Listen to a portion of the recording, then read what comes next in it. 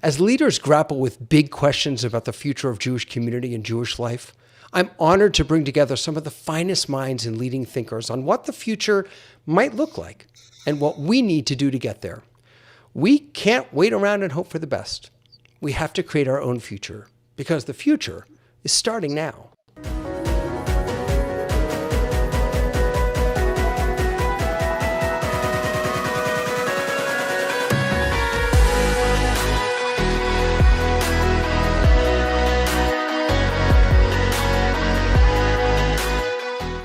Friends, I am so excited. I am so honored to welcome Sari Kopitnikoff. Sari is an experiential educator, a digital artist, educational performer, and content creator. She's passionate about creating books, games, activities, shows, and virtual challenges that bring Judaism to life. She's the author and illustrator of My Davening Diary. Oh, wait, I have mine here. I forgot to bring it. Wait, I have to go get it. Wait. My Davening Diary, got it right here. Sorry, it's reversed, I know. And Jew Imagine That, both of which earned spots on Amazon's bestseller list. You can find lots of free there you go, Jewish educational materials on thatjewishmoment.com. We'll talk more about that later. Definitely want to follow Sari on Instagram, Facebook, and TikTok at That Jewish Moment. Sari, I am so happy to have you here. How are you? Thank you. What a great intro. I mean, I did write the bio, but very well read. Thank you. Happy to be here. You wrote the bio and you wrote the book. I was so excited when this just came out, right? It's very fresh. Smell it.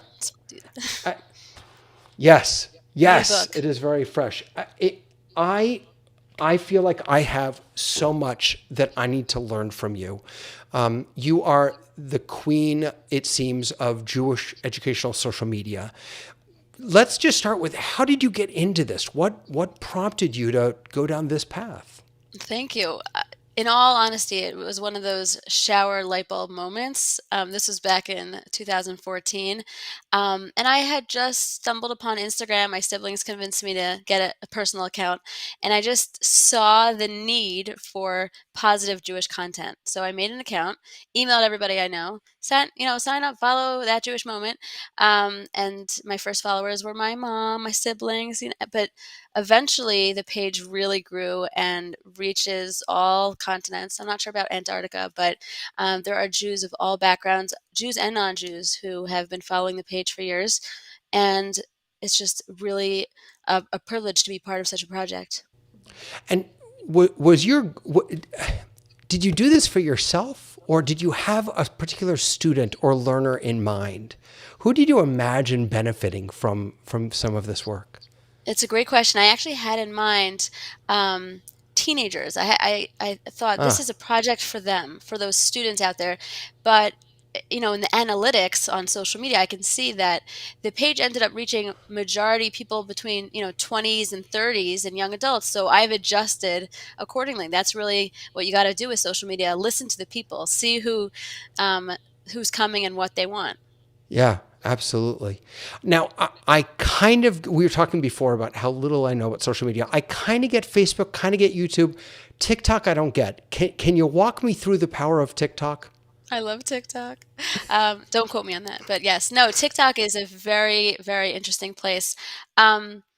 There's so much potential there for finding like-minded people, and that's why teens and all ages, actually, there's hashtag mom talk, there's like over 40 talk, there's everybody is on TikTok in little pockets, and the ability there to stitch a video with someone, which means you see a video and you can add on your video on top of that.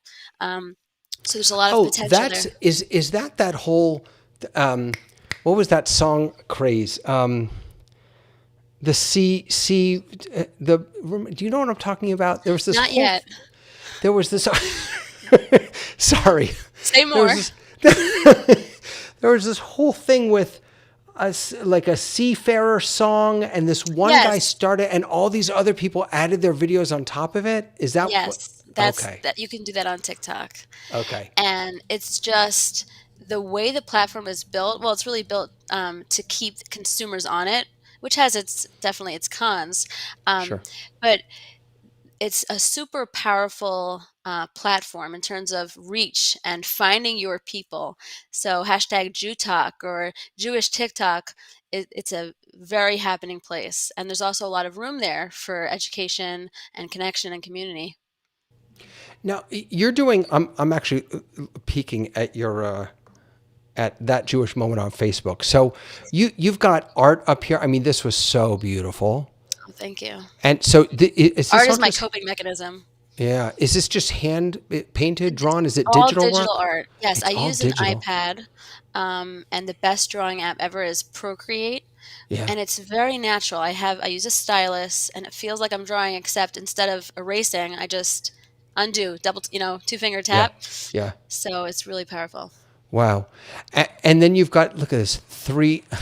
I love this 3 second prayers. Three examples of three. Please help this conversation go smoothly. Yeah. I do them all the time, right before signing on. I just put in a good word. I mean, what is your goal in creating this content? What are you trying to do with all this content? I think I've always felt very passionate about my own curiosity and imagination and discovering the magic within Judaism. And I feel like it is my mission to share that and to help people access the joy of Judaism through fun, play, laughter, games, creativity. As Jewish people, we love to kvetch, but which is, there's so much room for us to also celebrate, Yeah. l'chaim. Absolutely. We need more lachaims, more joy, less oi, I think, right? Exactly, yes. Yeah, yeah.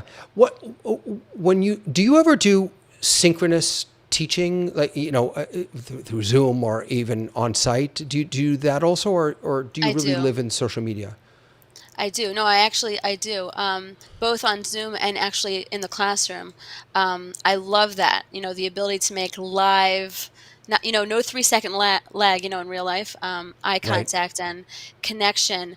Um, but one of the benefits to being online is that you don't have, the masks where you can really fully face to face communicate and understand each other.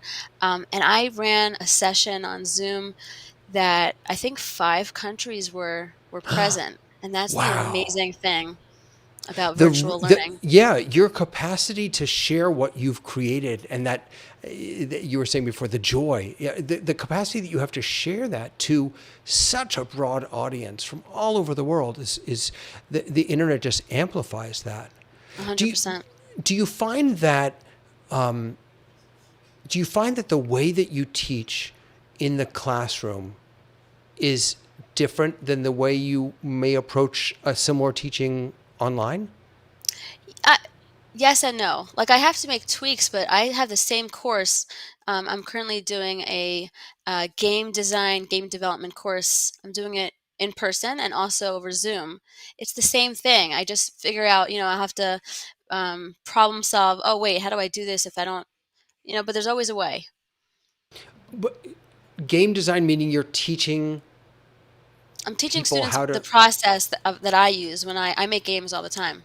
I but you're make not and talking sell about games. coding games. You're talking about No, like right. print, yeah, Because I good old downloaded, old I actually games. grabbed your Tu B'Shvat. You did a Tu B'Shvat game. Was it a Tu B'Shvat game? Yeah, I think it was. Wasn't it? Could be. I have a few. Yeah, I'm sorry. No, but you just posted one the other day, and I think I'm trying to find it. I can't find it right now. I downloaded it. So creating, helping kids create their own games to Yeah. learn. Yeah. I gamify everything. I mean, my husband comes home from the grocery, and he'll say, "Guess who I saw at the store?" I will never like it is always going to be a game. We're going to play 20 questions. Or what I'm Right. telling him about what happened at my day, we'll play two truths and a lie. It's just the way I see everything is how can we gamify this? Wow. And so one of the things that you want to do is to gamify Jewish learning, Jewish knowledge, That's Jewish what I've been doing. That's experience. what I've been Yeah. doing since the pandemic started, really. Figure because suddenly families are more responsible for Jewish education now that lots of schools have been either going virtual or shutting down. So sharing the games that I've always been in charge of kind of making at my own family gatherings, sharing them online. And it started, I think the first game that I shared on my website is called Seder Active, which thousands of families downloaded and used That's at their amazing. Seder. That's amazing. Did this all really start for you when the pandemic hit? Kind of. Like, my Instagram Yeah. account was going and since 2014, but, I remember it was in March, 2020, that famous year, Yeah. and I posted a story on my Instagram asking, "How can I be helpful?" Suddenly all these parents were homeschooling, and with no prep and also doing their own jobs and having to juggle all of that. Um, I put out a few choices, and the one that got the most votes was we need content, educational content. So I started making things. It's it's interesting because I've been thinking a lot about that transition, how so many parents became the primary teachers, not only Yes. of Yahadut, not only of Judaics, but of everything. And in some ways, we have, in some ways, we set ourselves up for this moment. And what I mean by that is that back in the what was it, the 60s, maybe when I was growing up, I went to Hebrew school in the I 70s and thought the you were gonna say the 80s. shtetl, back in the No, I'm an shtetl. old fart. No, but when I that what the synagogue said to us was, in the liberal Jewish world, what the synagogue said to us is, give us your kids on Sunday mornings, or for me it was 3 times a week plus Sundays or whatever it was. Give it. We'll teach them. Don't worry about it. You don't, just drop them off. And and so we trained parents to not really know how to teach their children about Judaism by saying, "Don't worry about it. We got this. We'll take care of it." And now all of a sudden, and so then during the 80s and the 90s, it was all about family education, and we were railing about how we want people, we want to bring Judaism back into the home. Well, guess what? Now Mhm. it's only in the home, still in some parts of the country and of the world, and Totally. it's now been, so that responsibility has been pushed back on our parents, and having people like you to give them the tools and the resources to do what we sort of trained out of them is so vitally important. Have you been hearing from parents that the tools that you're creating are that they're using them, and how Oh, is it thank God, impacting? yes. Yeah, how is it impacting their kids and the families? I mean, the best thing I get is emails in my inbox with complete, activity packets filled out, with, little messages from their kids or The, from their students. So they do these activity packets, then they send them back to you. Is that They'll just so send you can see pictures. them? Yeah. That's Sometimes I say so that's so I love special. student work. I Yeah. love to see and also everyone answers them so differently. So let's say my davening diary, someone sent me a picture of her um, niece, I think 6 or 7 years old, and then someone else sent a picture, and an adult was filling it out. So I love that, to be able to help a variety of ages, backgrounds, religious identities, etc. I was just doing something that has nothing to do with us, and forgive me, but I want to. You just made me think of it. Oh, no, I'm not going to be able to find it. It was about davening. Hmm. Do, do you find there's a difference between davening and praying? Um, I could answer either way.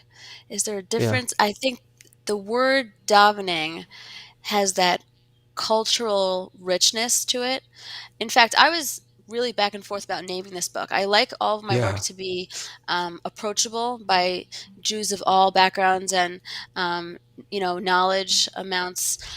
So I was back and forth. Should I call it prayer pages, my prayer journal, or Right. davening diary? And I kept coming back to davening, and so did and the people could tell. My followers were saying, stick to it, go with what you want. So that's why, I think the byline, the subtitle is very important. That's where it says, to help you get into a prayer mindset, because I Yeah. think they can be interchangeable. But the word davening it's such a personal word to me. I guess it's the word that I've always been connected with. recently I was speaking to an educator who said the word davening, actually, we don't know the source for it. It's a word with an unknown source. Daven. And one of the ideas of where the word came from is daf, turning pages, davening, like kind of Huh. flipping through. And is that really what we're doing? So it's a mysterious word, Wow. but it also labels this book as this is a Jewish prayer book. The word prayer, and I see this on Right. hashtags. Prayer brings all the people from the world to the hashtag because we all have our way of praying, but this is specifically a Jewish way to connect with God. Yeah, I spent some time as a chaplain up at Dana-Farber Cancer Institute, and I'll never Oh, forget. I would walk around to the different rooms, and I'd walk in and I'd ask people if they'd like to share a prayer with me. The Christians, 9 times out of 10, yes. The right. Jews, no, Oh, because wow. Right. praying outside of a context that we're familiar with, praying outside of the context of a shul, a synagogue, or a temple, or Shabbos, or even any of the three davenings that we do each day, Shacharit, Mincha, Mariv, felt, I don't know, it didn't feel natural. And so again, I think that some of what, that 3 second davening, 3 second prayer thing that you had up, and I mean, I'm looking through some of the questions that you ask in there. Others who will be in my tefillot today, something I want to tell God today, an area in my life in which I noticed God. It reminds me a little bit. Do you know? Hold on. Talking to God, Rabbi Naomi Levy. Do you know Rabbi Naomi Levy? Not yet. So I love that. I love that growth mindset language, by the way. Right. Growth mindset. That's that's fantastic. So Rabbi Naomi Levy is an amazing rabbi out on the West Coast. She wrote a book called Talking to God. And it's just a collection of her prayers. And there's prayers in there for everything, prayers for divorce, prayers for joyful, prayers for everything. But what's so powerful about that book to me is that it doesn't sound, I'm going to regret that I'm saying this. It doesn't sound like prayer. It's not blessed art thou. It's, hey God, I'm really struggling today. Or I hey love God, that, actually. I don't hate yes, it. I love it. I'm so no, with you on that. It I shouldn't be no what. intimidating to, Right. No, what I don't like, what I'm uncomfortable with is saying that it didn't feel like prayer, because all of this is I prayer, see. but it Right. doesn't feel like the traditional form of prayer. And that's what that's what the Davening Diary reminds me of. It gives people permission to just say to follow Reb Nachman and imagine that God's your best friend. You can tell God anything, right? It's so powerful. Now, I've Well, actually never said this, what I'm about to say, because it okay, is very wait a personal, but I second. just, yes. I'm ready. Go. Okay. When I was younger, and I hope I don't regret saying this, it's always been very personal, like a secret, I guess. When I was younger, in my conversations with God, I felt like the word love was too trite, too overused. So I made up my own word. I'm not even sure. Maybe I want to keep the word private. You But I keep the made word up a private. It's word between you and God. Yeah. that I would, sometimes I would write a note to God, and at the end, I would always have that refrain, I blank you. And it was a word that you will not find on Google. It is not a real word. Yeah. I made up, a combination of letters, but I felt like I needed to have that for, when talking to God. Like, I Wow. can't use it. I love pizza. There's Right. so many things I love. Like, I Right. needed a Right. special word. How do you even? Right. It's the kiviyachol. There's in rabbinic parlance. Sometimes they'll say, when you're talking about God, they'll say kiviyachol, like as if you could say As it were. anything at all. As if we could find any word to describe how we feel about God. Let me ask you about so. Davening is so much about a relationship with the divine in some ways.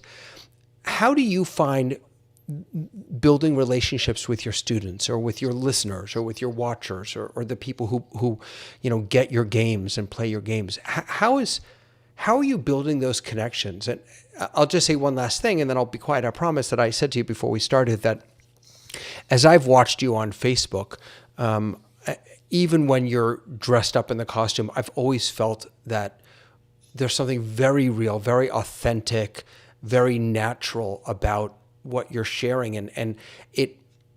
I had not met you until today, and yet I have felt in watching you on your social media that there was a connection there. And I'm not sure that you did anything intentional to make that happen, but I think that the way you present yourself, the way you teach Torah, it just happens very naturally. What does that process Thank look you. like? I love it. I really appreciate everything you're saying. And I like specifically how you mentioned intentional because a lot of what I do is kind of just the way I do it and the way I've always done it. But lately, when people have been asking me questions like this, I'm really trying to tap in to why do I do it that way, or how do we get there so that others can do it too. One thing I would say is it's in the details. All of the character play that I do, when I put on costumes and do wacky characters, it's really about capturing those little details, like the little idiosyncrasies. And in relationship building, it's the same thing. It's sharing little details, personal details from my life, and tapping into and listening to the details from other people's lives. And that's really what TikTok, just to, everything connects to TikTok. To go back to TikTok for a moment, the videos that go viral are often videos talking about the tiny little details in life, like that moment when you are on hold with a customer service and they say your call is important to us, like the tiny little details in life. And that's really actually what inspired me to build the whole That Jewish Moment Instagram page. Have you ever heard of Neil Pasricha of 1000 Awesome Things? No, I don't think I I would have. say one of my life Bibles. He was going through a hard time. He had just lost his best friend to depression. His marriage had just crumbled, and he wanted to create some kind of online collection of the best things in life. So he started a blog, 1000awesomethings.com, and it started out as a tiny little blog. He said traffic doubled when he told his mom about it. It was just, two visitors. But he won the Webby Award, and his book is a Wow. national, international bestseller of 1,000 awesome things. And they are the tiny little things like walking by a bakery and getting that fresh bakery smell, finding Mm, money in your pocket, the little things. And that's how I live my Jewish life, noticing the little details of, crunching into a piece of matzah, that first bite, or spotting a kippah out in public of, hey, we're in Kansas and I see a kippah, yep. So I would say building a relationship with God for me personally is about those little details. It's not about like Judaism, the big things. Like it for me, it's the little moments. And I think also, working with students is the same kind of thing. Yeah. I'm I'm looking at. I'm getting a little distracted because you're eating fruit on Tu B'Shvat. How, Yes.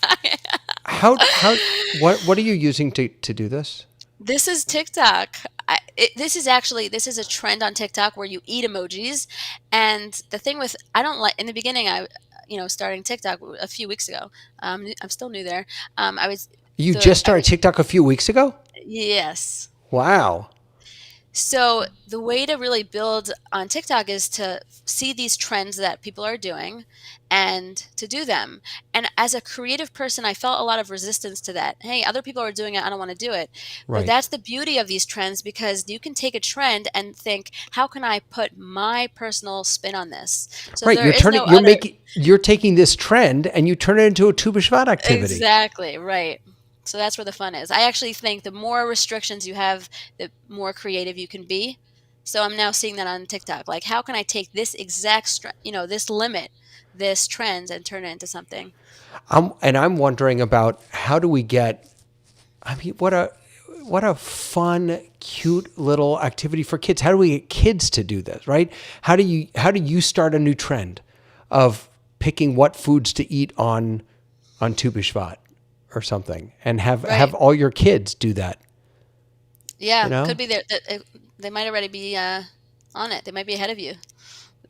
Could be they already I made this trend. I just love it so much. What do you have you been working with any schools that have been learning from, not so much using your content, but learning from you about how to do this kind of work? So I work with a lot of schools actually. I get a lot of emails like, how can we present this, any ideas for how to use this in the classroom. I love that kind of challenge. But I also do locally, little workshops of how to use my davening diary or how to Yeah. um, make that meaningful. I love schools because I think that's really the future. And the schools are kind of at the top of the food chain. They can really help um, affect change. So I think that's a powerful place to work with. Yeah, I just found the Jewish thought packet I downloaded. Sorry, sorry. This is the one I got. I mean, look, it's just there's such great I have stuff so in much here. fun with this stuff. My favorite, you see the bag of the door. That Yeah, um, so a synagogue reached out to me also at the beginning of the pandemic. Can you make a virtual program for us? And I said yes, because that's where all the fun begins. So I started doing digital escape the room games. So this is a Purim, it's a whodunit game. right, And the cool thing is it exists only on Google Drive. Like it's a whole game, just you right. can make your own on Google Slides with Google Forms that are locked. I actually Um, think I bought this also. Wait a second. oh, The bag, activity bag. I don't know. I think I have it somewhere. that's so funny. Yeah. Wow.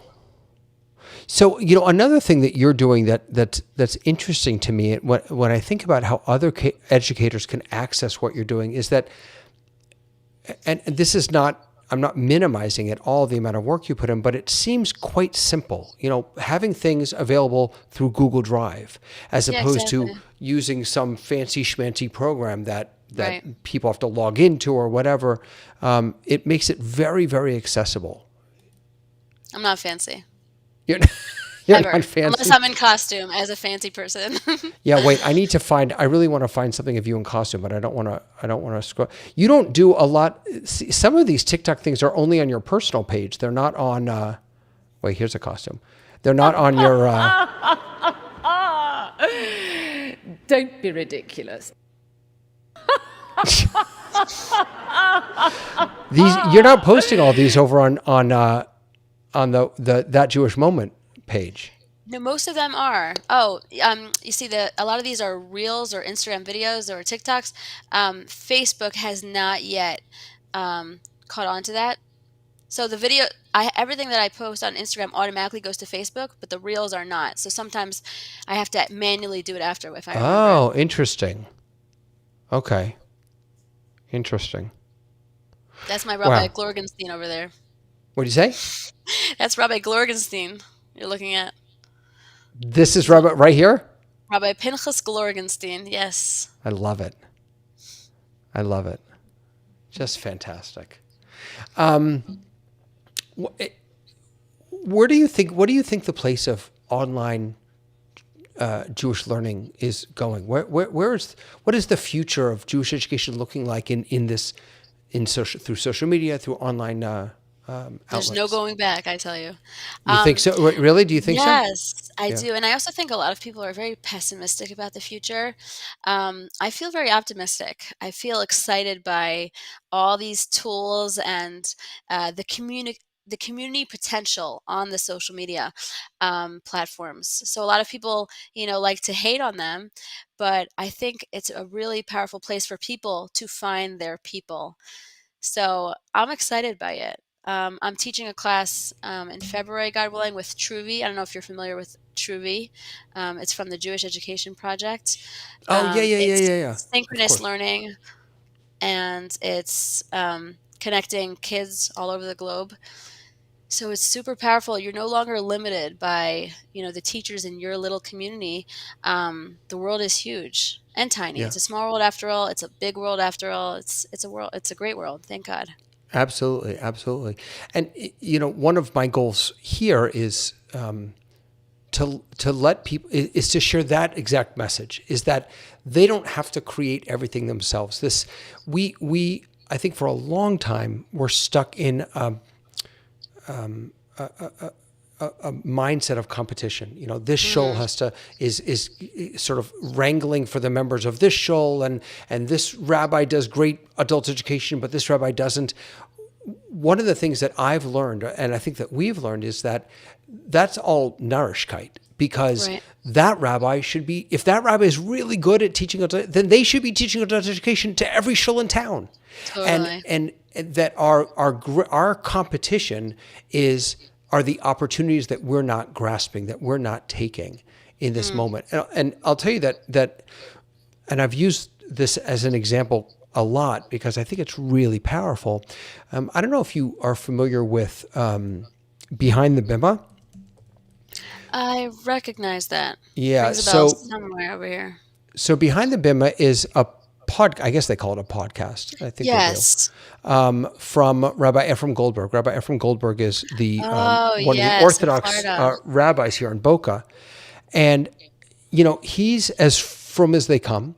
He would never, use Zoom on Shabbos. Never, not in a million years. That doesn't. It wouldn't even cross his mind, and yet he, in this moment, has taken advantage of all that the internet offers. He did, and this is just one example. I mean, he has classes all the time online, all the time, and and he's had the most amazing people on this show. I mean, the other day he had Nissim Black, which is so cool. I mean, if people don't know who Nissim Black is, he's a Jewish rap star. rapper. Yeah, he's fantastic. Chief Rabbi David Lau, Avram Fried. I mean, come on, Sheryl Sandberg. He gets big names. He is getting big names, but more importantly than that, he's taking advantage of the tools that he has available to him to reach his congregation, to reach his congregants, and to share Torah with the wider world. And it's so important in this moment, especially in light of the fear, I think, that has been brought up yet again in Jewish communities, to never feel like we should be hiding our Torah. Right. We should be sharing it. We should be shouting it from the rooftops. And if these technologies help us do that, I don't want to diminish them by calling them silly, but if making silly TikToks help you share your Torah, then by gosh, I need to get on TikTok. Yes. I guess. For you. Unbelievable. Sorry, if people want to learn more about the work that you're doing and sort of your philosophy, where can they find you? Where should they go? You could either try spelling my name into Google, but you'll probably get, messed up on the last name, Kopitnikoff. You can look up That Jewish Moment, and I'm on Facebook, Instagram, LinkedIn, Twitter, WhatsApp. My next, I want to work on Pinterest next. I'm not there yet. Really? Yeah. I've tried Pinterest. Have you? I've Not tried your it. thing. But I'm old, so it doesn't surprise me. No, That's I not wouldn't my say thing. that. Well, no. that Jewish moment. Yeah, no, you're never too. What's the phrase? Never too young, never too old. I don't know, but I believe I'm 11 years old You're 11. permanently. Yes, I'm I 11. like that. I like My that. permanent age. ThatJewishMoment.com is where people can find you. And look at all these amazing, I mean, oh my goodness. The artwork is beautiful. I want to get you hooked into Discover Jewish Art. So I did this with... Is that Joanne? Yeah, I did this with Joanne. We built this together. Oh, wow, it's beautiful. Because we really want people to be able to find really good, not just Google and Right. steal images, but really and credit the artists and things like that. We should get your stuff on here, even if Thank you. I love her stuff. I love Joanne. Yeah. Oh my goodness, it's so beautiful. But I mean, your artwork is just what you're doing is stunning. It's inspiring, and I'm really so grateful for you taking the time to share this with me. Thank you. so It's been much. so much fun. What an honor. Yeah, just really good stuff. And what's next for you? Any big plans moving forward? Your next book? I've always got something. Yeah, I always am working on a bunch of projects. So we'll see what gets finished first. But I'm working on a book for Pesach and a new show. I have some online courses in the works, specifically on friendship for kids and on davening. Good things, God willing. That's beautiful. Bezrat I have to just Hashem. stop scrolling on TikTok and get to work because Right, there's so much. right. Get off of TikTok. I Right. know, it's a real problem. Sari, thank you so much. I'm so Thank grateful for your you. time. Thank you so Thank you so much. much. And friends, we're going to be back next week with another The Future Story. Now, I'm really excited. Next week, we're going to be with Rabbi Tobias Moss. Rabbi Tobias has been a fellow panelist with me on a whole bunch of shows, including Synagogue Tech Forum and on Office Hours. He's just a really unique, wonderful, musical, technological guy who's doing really fantastic stuff for his community. And I'm going to say hi to my mom because I can see that she's watching. It all sounds so exciting. Yes, Mom, go to thatjewishmoment.com. See, sorry, even my viewership doubles when my mother watches. It's fantastic. You gotta love moms. You gotta love moms. All right, my friends, that's it for today. I will be back tomorrow. Tomorrow I'm doing a big Torah Tech Tips. I've been thinking a lot about what is the one tool that I use that has really made all the difference. I've decided that there is no one tool, that it's actually the ecosystem that I've built for myself. So tomorrow I'm going to do a walkthrough of my ecosystem, how I use these tools. It's going to be a little bit longer than usual, and maybe you'll be inspired to find some tools that will help you share your best Torah. So until then, I'll see you later. Bye.